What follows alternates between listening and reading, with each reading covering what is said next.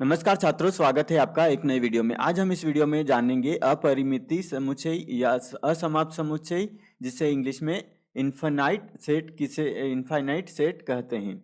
तो जो है पिछले वीडियो में जो है परिमिति समुच्चय के बारे में और जो है फिनाइट सेट किससे कहते हैं वो हमने जाना था। और आज हम इस वीडियो में जो है यहाँ पे इसकी परिभाषा जानेंगे और समझ उसके उदाहरण देखेंगे। साथ ही जो प्रश्न है जो असमाप्त समुच्चय के या अपरिमिति समुच्चय के, वो हम यहाँ पे इस वीडियो में जानेंगे। तो सबसे पहला जो प्रश्न है यहाँ पे, अपरिमिति या असमाप्त समुच्चय या इसे इंग्लिश में इन्फिनाइट सेट कहते हैं। तो जो है इसे किसे कहते हैं, तो इसकी परिभाषा है अपरिमिति या असमाप्त समुच्चय इन्फिनाइट सेट वह समुच्चय होता है जिसमें तत्वों या अवयवों की संख्या, तत्व बोल सकते हैं या हम बोल सकते हैं अवयव, अवयव की संख्या असीमित या अनंत होती है। ऐसे समुच्चय के तत्वों को पूरी तरह गिनना संभव नहीं होता है, क्योंकि उनमें तत्वों की संख्या कैसी रहती है, अनंत यानी कि इन्फिनिट होती है। हम इसको अनंत के जो चिन्ह होता है उसके द्वारा भी यहाँ पे प्रदर्शित कर सकते हैं। तो इन्फिनाइट अनंत होती है, इसलिए जो है इसे असमाप्त या अपरिमित समुच्चय कहते हैं। तो ये हमने जो परिभाषा यहाँ पे पढ़ ली, अब हम इसके कुछ उदाहरण देखते हैं। तो पहला उदाहरण है यहाँ पे ए हमारे पास जो है समुच्चय में जो अवयव है क्या है, 1 2 3 4 5 6 और यहाँ पे जो है अनंत तक जा रहे हैं। तो यह एक अपरिमिति समुच्चय है, क्योंकि इसमें सभी प्राकृत संख्याएं हैं, 1 से लेके अनंत तक जा रही है यहाँ पे, जो कभी समाप्त नहीं होती है। तो यह एक प्रकार से कैसा समुच्चय हो जाएगा, यह अपरिमिति समुच्चय हो जाएगा।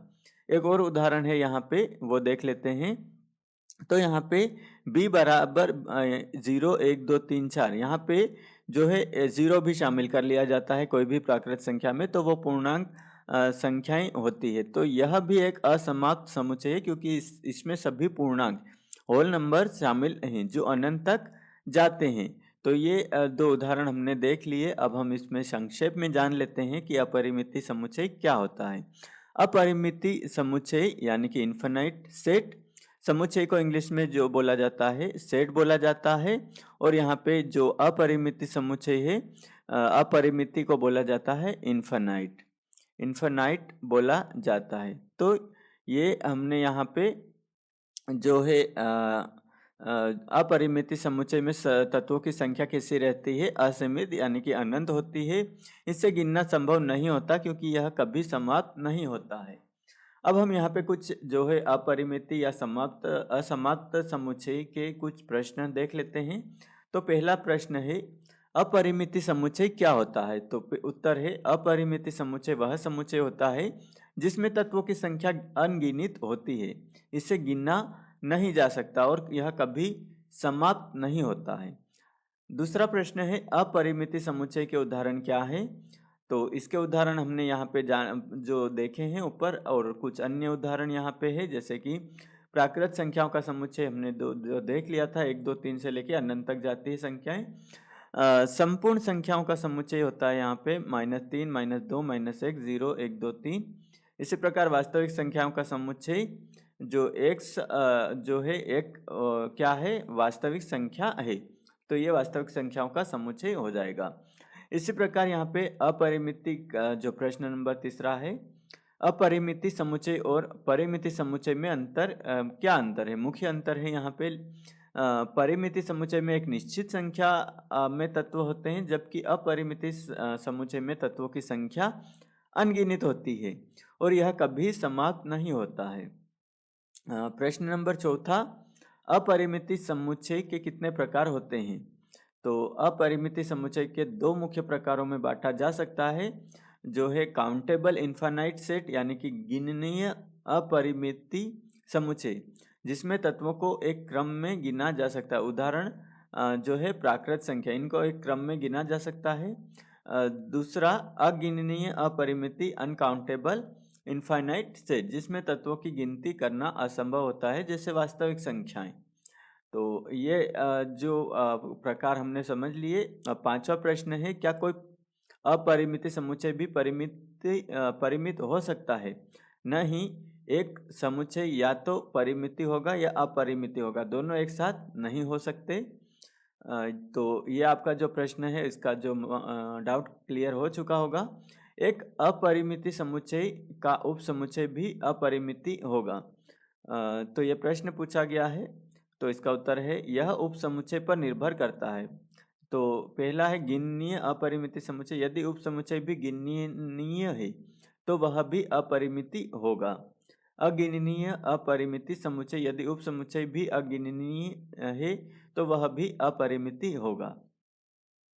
तो क्वेश्चन नंबर 7वां है, क्या अपरिमिति समुच्चय का संयुक्त यानी कि यूनियन और इंटरसेक्शन भी अपरिमिति होगा? तो उत्तर है हाँ, यदि आप दो अपरिमिति समुच्चय का संयुक्त यानी कि यूनियन या इंटरसेक्शन लेंगे तो परिणाम स्वरूप प्राप्त समुच्चय भी अपरिमित होगा। 8वां, कैसे पता करें कि एक समुच्चय अपरिमिति है? यदि समुच्चय में तत्वों की संख्या अनगिनत है और वह समाप्त नहीं होता है तो वह अपरिमिति होता है। गणितीय परिभाषा, भाषाओं और प्रमेयों का उपयोग करके भी इसे सिद्ध किया जा सकता है। क्वेश्चन नंबर 9वां है, क्या अपरिमिति समुच्चय की तुलना की जा सकती है? तो उत्तर है हाँ, दो अपरिमिति समुच्चयों की तुलना उनके आकार के आधार पर की जा सकती है। गिननीय अपरिमिति समुच्चय की तुलना गिननीयता के आधार पर की जाती है और अगिननीय अपरिमिति समुच्चय की तुलना उनके आकार के आधार पर की जाती है।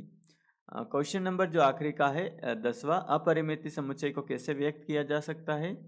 तो अपरिमिति समुच्चय को वस्त्रों की सूची के बजाय सामान्य वर्णन के माध्यम से व्यक्त किया जाता है। उदाहरण, सभी प्राकृत संख्याएं या सभी वास्तविक संख्याएं। तो ये हमने जो प्रश्न 10 जो है यहाँ पे अपरिमिति समुच्चय से लिए हैं, जिससे आपको और अच्छे से समझ में आ जाए। तो छात्रों, हमने यहाँ पे अपरिमिति समुच्चय को जो है यहाँ पे अच्छे से समझ लिया है और अपरिमिति समुच्चय क्या होता है और उसके उदाहरण क्या है। इसे जो है इंग्लिश में इनफाइनाइट सेट बोला जाता है और ये असमाप्त समुच्चय होता है यानी कि अनंत तक जाता है।